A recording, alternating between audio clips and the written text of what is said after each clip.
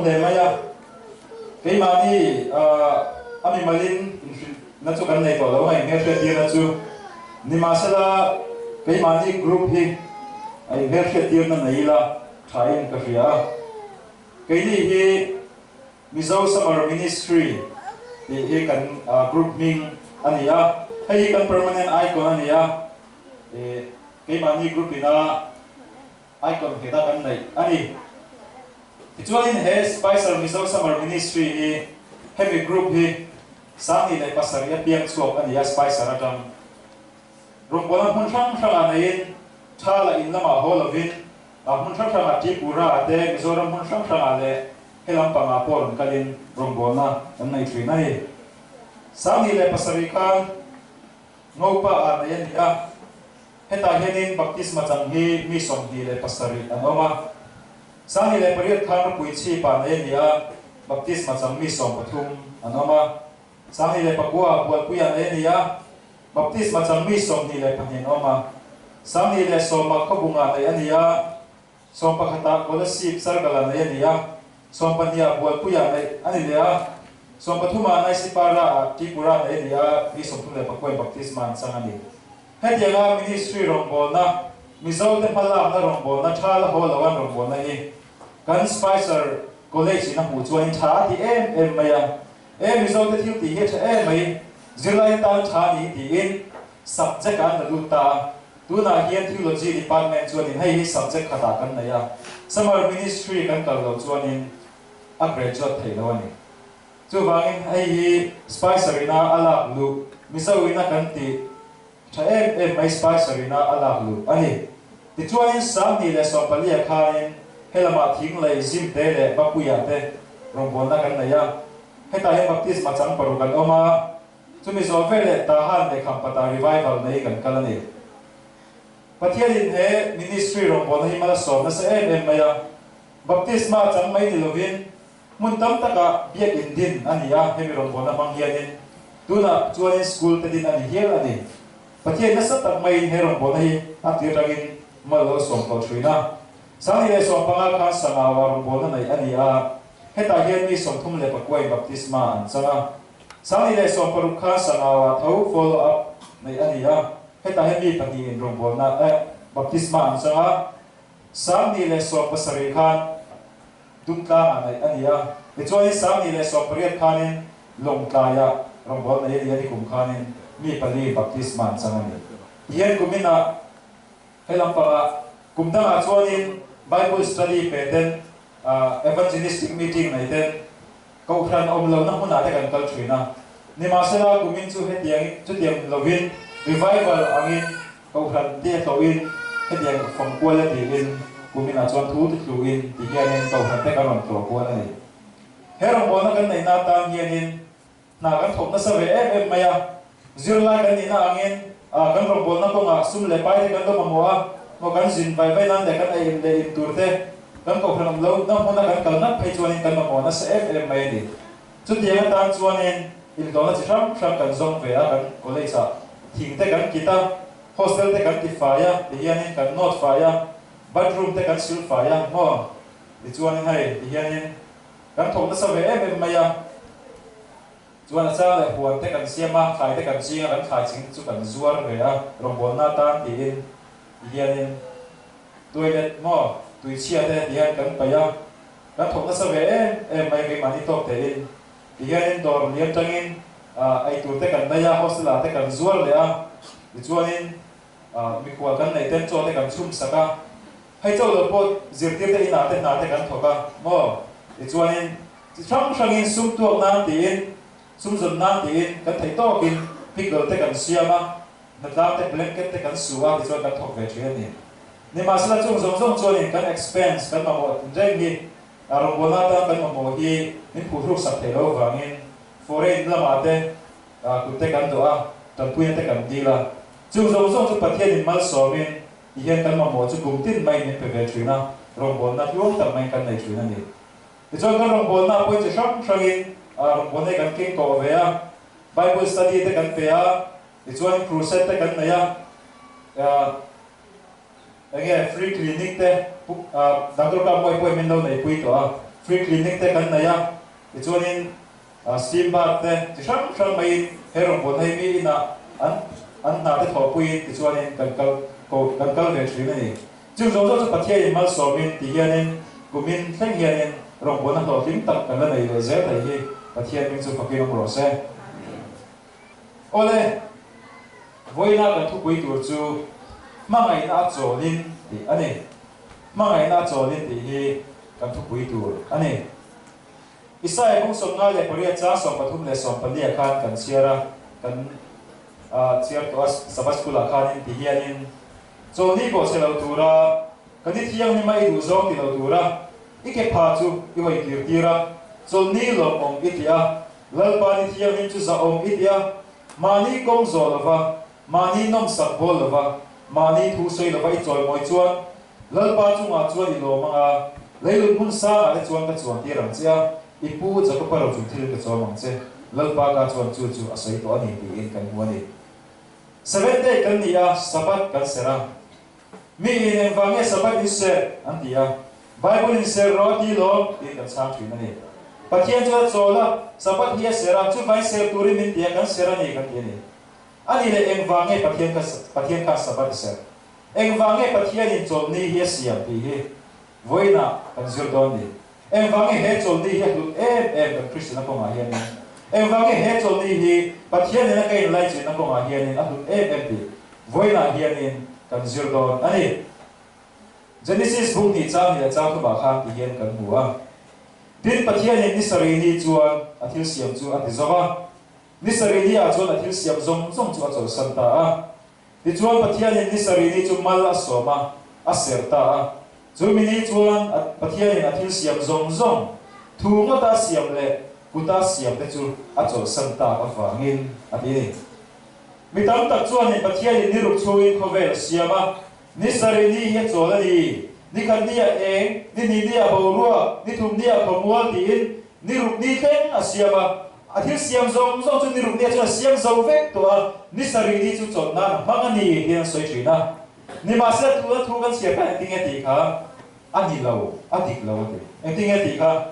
tin pathianin ni sari ni a chuan athil siam chu ati zowa ni sari ni a chuan pathian thil la siam ani chu ni sari ni a chuan siama ni sari ni siam chuan athil siam chu a siam zo che ani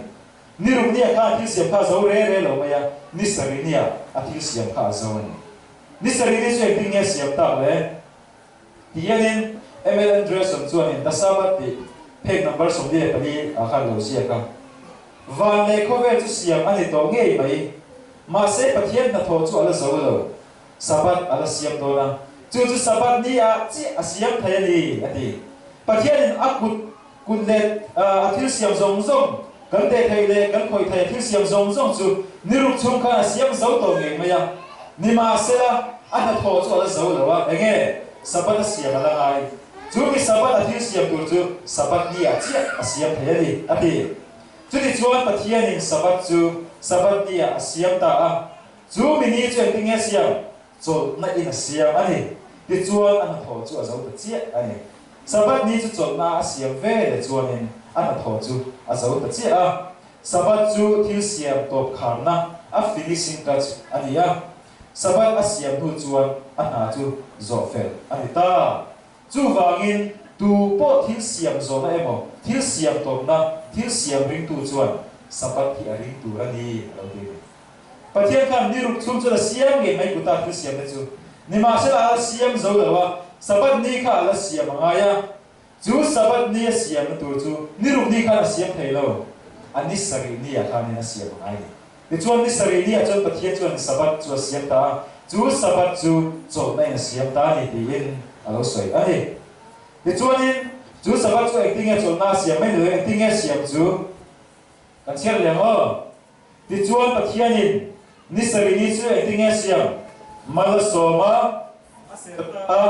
chu mi ni a chuan pathian in athil siam zong thu mota siam le kuta siam te chu a chol santa awangin ati ni pathian in hemi sabat ni siam na hianin tuna kan sirta khanin thil ti pathum a omani pakhat na chu nge ni kha mal som ani ro pathian acting e siam ser ta adini pathum na engtinge siam le achol ta adini hei pathiam mal som na le ser na le chol na hiani hei chol ni hen thil tu tak mai le ya chumi thil ti pathum pathiam thil ti pathum ser na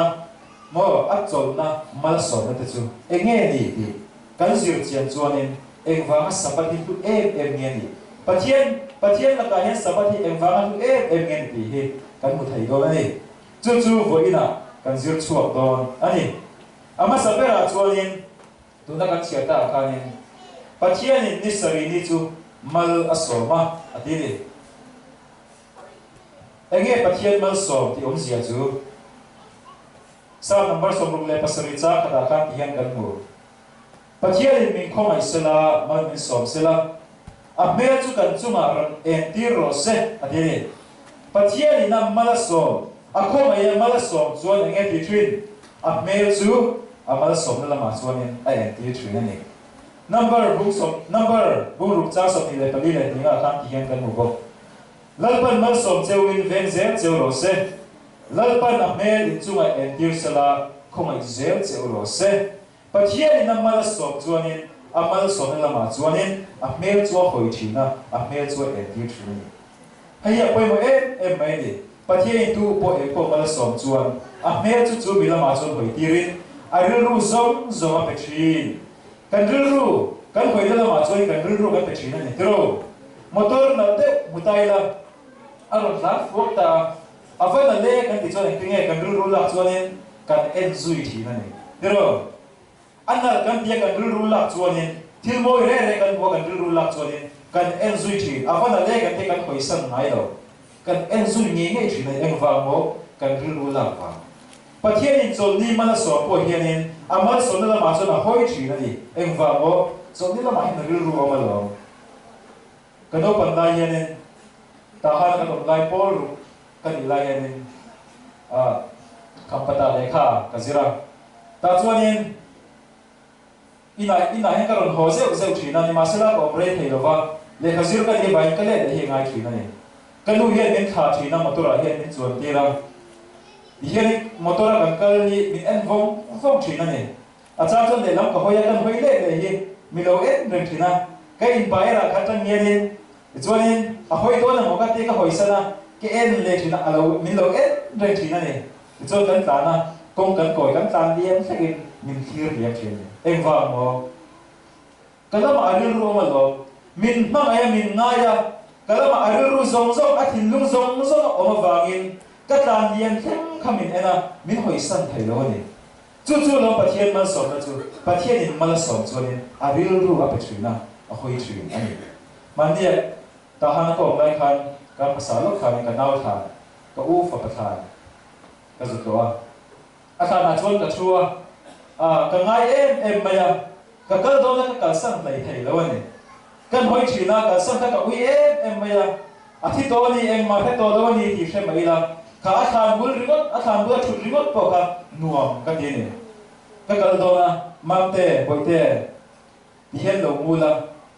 isu krista ro ka ki to ai thawat don ne kai phole don ne ka ti ka san kan tum thina a har sa em mai ni em wa mo ka hil ru la lo ka thin lunga nei ka mai lo chu wangin kan ril ru om na lam le kan thin lung om na lam a chuanin kan hoin kan ril ru zong ka thina ni chu ti yang chen pathian in chawlhni mal som po hian chu ti lam chu a hoya a ril ru zong a thin lung zong a pe a chu pathian mal som na ni chu wangin pathian mal som to re chu pathian in angai sak fo thina ni chawlhni po hi pathian mal som ni ani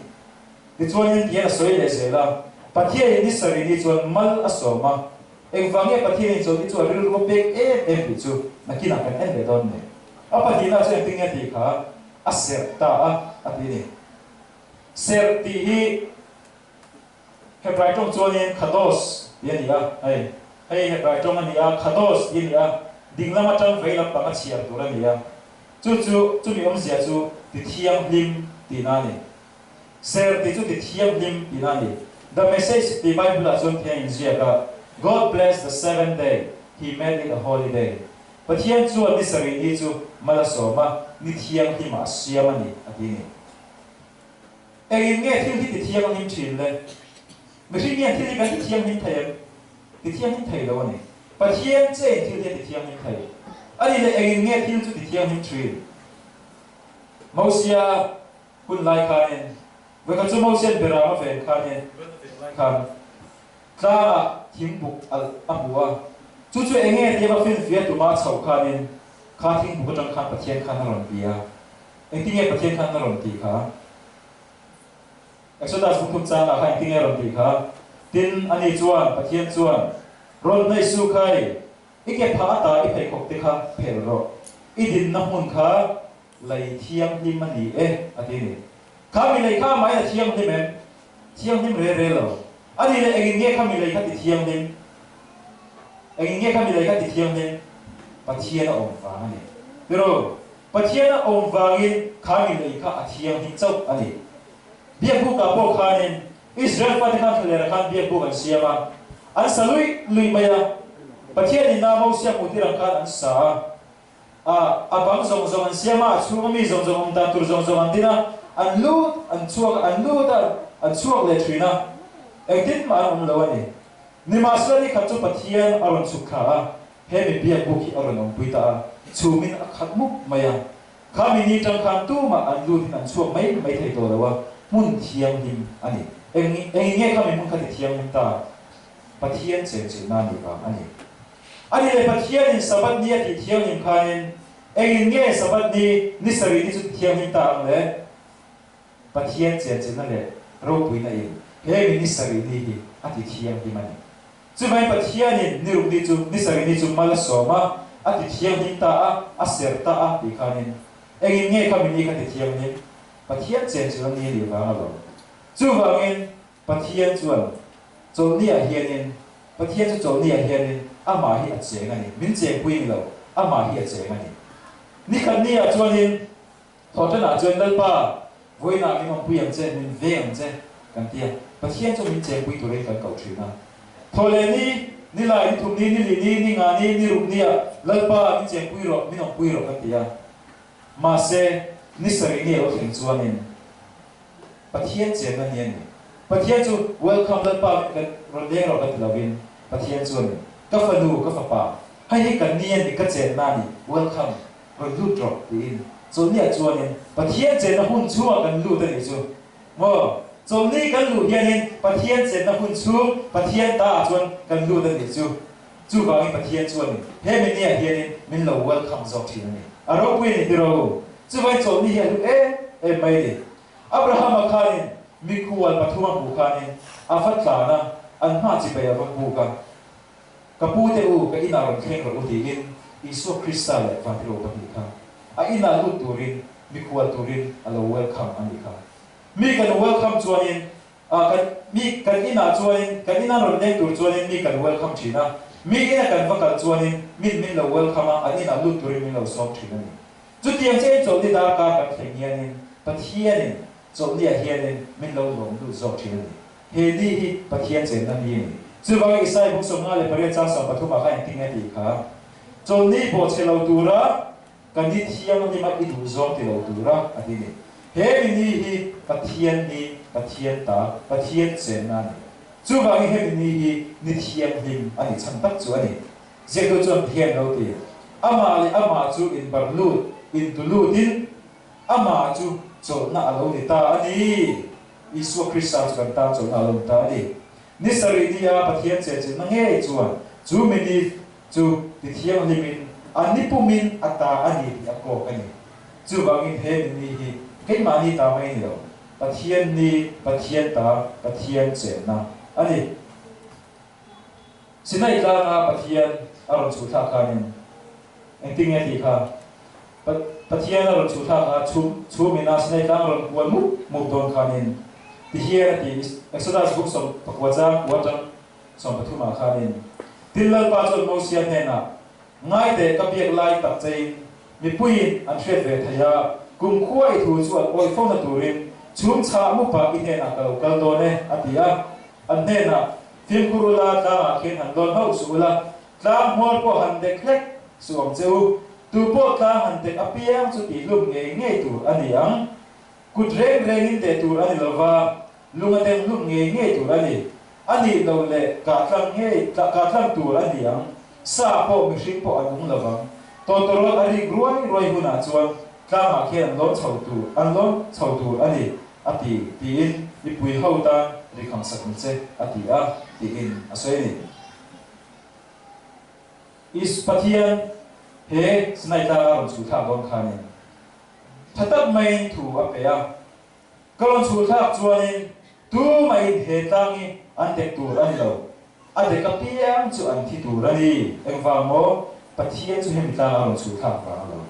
aron chu tha ron chenga wangin he hi mun thiam lim ani a chumia wang chu tu man te thiang an lo wa mi hring pon ran pon ade ka piang chu an thi tur ani chu wangin ram ri kham sak tur ani tin mo sia ne na khai pathian khani instruction na pe thap mai ni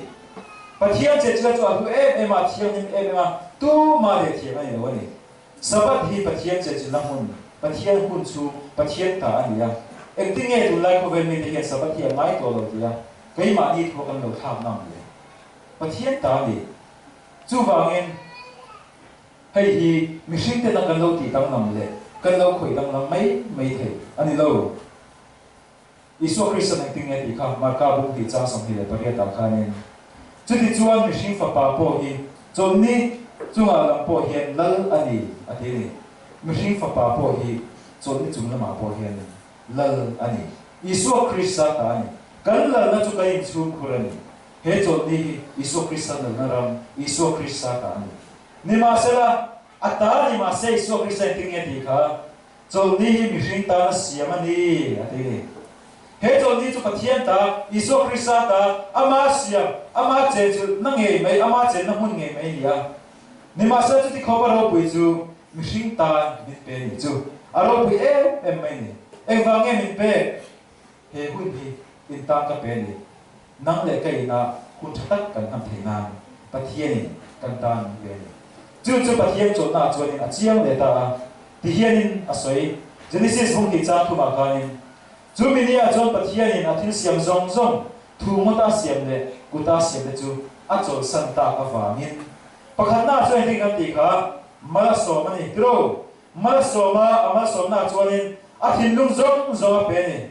pani na chuanin a sera ti thiang ni ma ata ani a chen chuni ni ma sa chu ata chu kan tan min pe a ama na hun kan man theina min pe ni hi chuan pathum na chuanin nge a chol ani le pathian in chol ama mo evangeli sorenia kan pathian ka chol niru chung kan na thoka a chaw ma wangin ni sorenia kan chol mi niang ani lo ni tro isai hung som ni cha som ni le paria ta kan thian kan u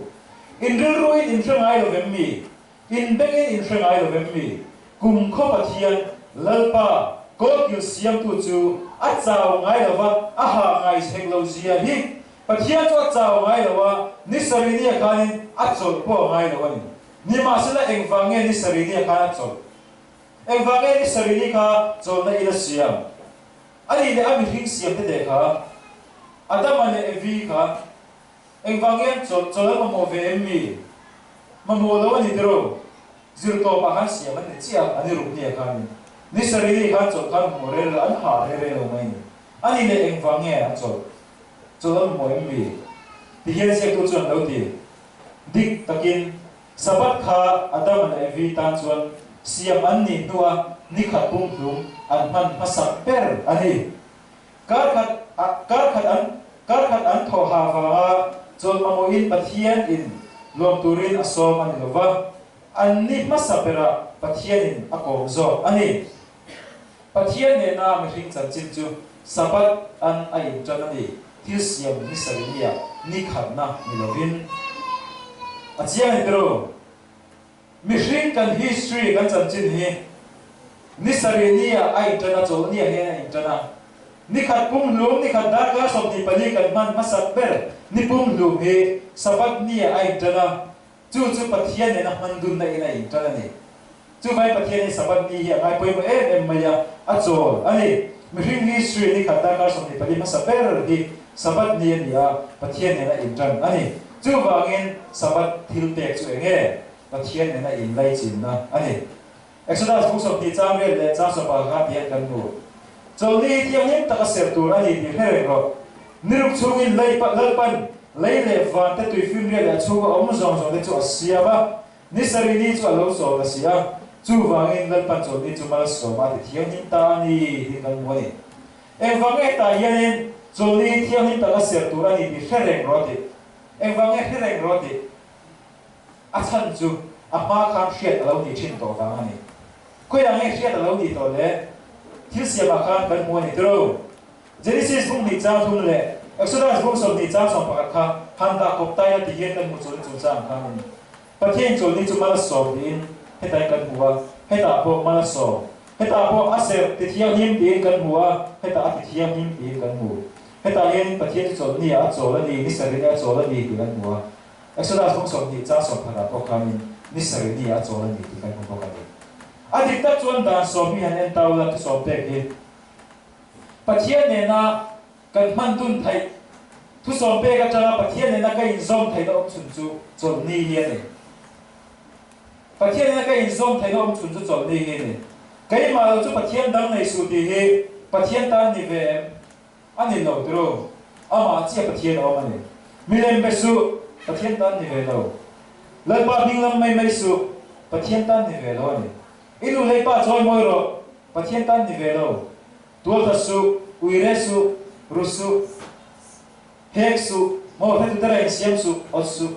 pathian tan ni ve re lo mai ni pathian tan ni ve om chun chu Chawlni sa ro ti hin pathian Chawlni a chon pathian chu chola a thil siam zong zong chu chola Chawlni chu ma so ma a ser ta a chol ta mi ring pon kan thil siam zong zong a kan thil ti zong zong kan tho zong zong kan chol sa da Chawlni a chon kan ron kala pathian ne in bola na yin Chawlni a hian pathian le hring chu kai zom thale thian ni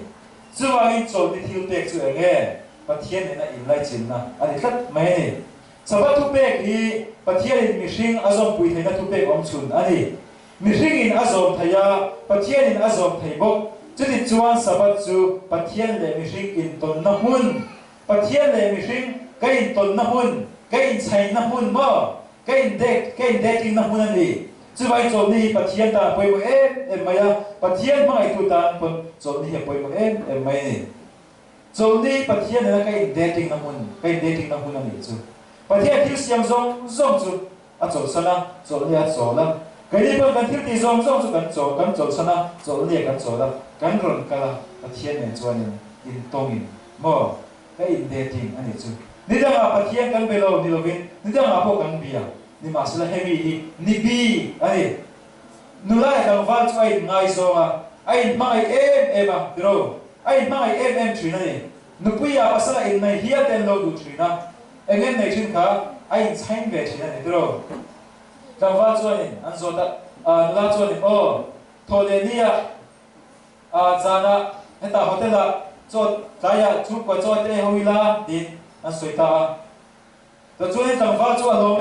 em maya enge khami thole ni zana ai chain tur kha a ma khel em thina ni ti chuanin chumi ni ho khen chuanin at na thayang peri dai chaya mo chumi hotel lampang an ai na tur chot ai tun na tur mun te chumi lampang chu panin lim em chumi hotel chu apan thina ni engwanga mo Hmangaihna ne ai chain do na wanga lo Chawlni pathian ne na kai chain na hun kai dating na hun ani chu wangin mi in Chawlni a mu thiama Isu Krista Hmangaihna tak chuan eng po chunga khen sia da to lo eng po a chunga khen sia Chawlni ser loi om thei to lo ani chu chuani Chawlni poi mon em mai chu pathian ne na kai chain na hun ani mandia kampadar bol na kam lai khan nula pakhat Chawlni poi mo zia hutiam YouTube pate lo ngai kha thu hria ta lam chuan Chawlni poi mo ni he ko hne dikani te hutiam ta Chawlni sera du sia chung te an thal sia wa chung te jin da ni aron kala baptisma ro changani engwang mo hai Isu Krista hmangai wang le he Chawlni hi poi mo zia pu chuanin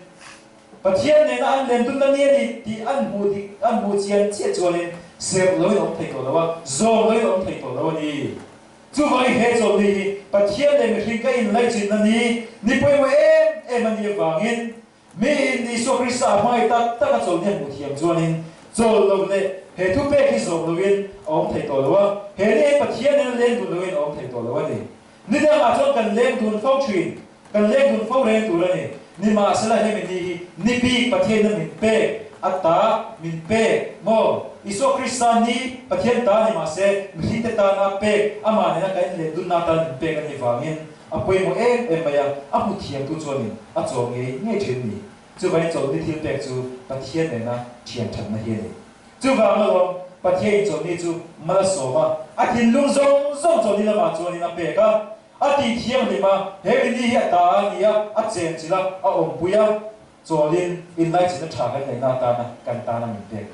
chứ vậy hay bị Chawlin ni đang ăn mấy anh lâu ni bôi một em mấy anh chứ vào lâu hem rai bút đi trang của trang sở mà trong tiền đầu tiền chứ đi chuan bát thiên đi tan chuan Chawlin chuan na chuan là ông ta phao tu po bát thiên chuan na lu na chuan về tổ chuan bát thiên thì ăn khai ăn thổ đấy chứ ăn chuan sân về truyền Iso Krista chuan na lu ta Iso Krista chuan na lu tu chuan ni Hmangaihna vangin Iso Krista chuan na chuan chol ve in chol ni te hi alo soi ve to thin ni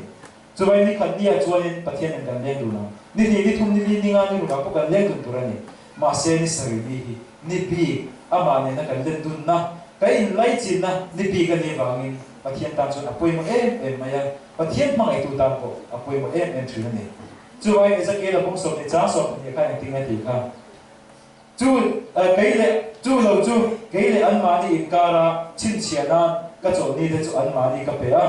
cái hi lần ba ăn mà đi sẽ sang tu cái này đi ăn phía thầy na chỗ này hi cái này thì ăn đi chín chén na đi đến cái chỗ này để sẽ rồi là cái lệ ăn mà đi cara chín chén na ăn đi à lần ba cái thiên chỗ cái này thì phía thầy na đi đó là nia cái gì à cái gì này cái chỗ này để sẽ rồi là cái lệ ăn mà đi cara anh em thì hả chín chén na anh chín chén na mà cái gì lấy tiền na cái gì bằng cái na mò bắt thiên ta cái gì na bắt thiên cho cái này cái chín chén na đi chú vàng hi mình đi hi bôi một em mấy anh đi à tổ bé là cho này cái trang chỉ là cái xe khai xe nó nhiều quá cho ni bộ xe đầu tu ra cái này thiên ni mà đi đủ rồi thì đầu tu ra ít cái phá chui hồi kiểu kia ra cho ni lo một ít ya lỡ ba đi thiên chú sao một ít ya mà ni công rồi là vậy mà ni nông sản phẩm là vậy mà ni thu suy là vậy rồi mọi chuyện lỡ ba chú mà chuyện rồi mà lấy luôn muốn sa là chuyện cái chuyện đi làm sao ipu cho có bảo cho thi lên cái chỗ nào chứ lỡ ba cái chuyện cho suy có anh đi cái đi thiên thì mình đi đó in ta nó cái cái này he mình đi năng lệ cái Hmangaihna cái Chawlin cái thế thì na cái này chứ vậy cái chỗ sân cái thiên thì giống cái chỗ là he mình đi cái chỗ là cái sẽ là cái thiên này mà mình năng po in mà ni nông sản phẩm là vin mà ni thu xây là vin Chawlin he mình đi he mình in lại chỉ là chắc cái này he thì in và thiên cho he cho đi cảnh ta mình về cái này chứ bằng in cho đi bôi màu này cái thiên mình lỡ ba tan he lại chỉ là cái thằng lên dễ thấy na cho đi bôi màu dễ cái thiên mình ít cho dễ lắm bố lỡ bắt đầu ra tan mà sống rồi xem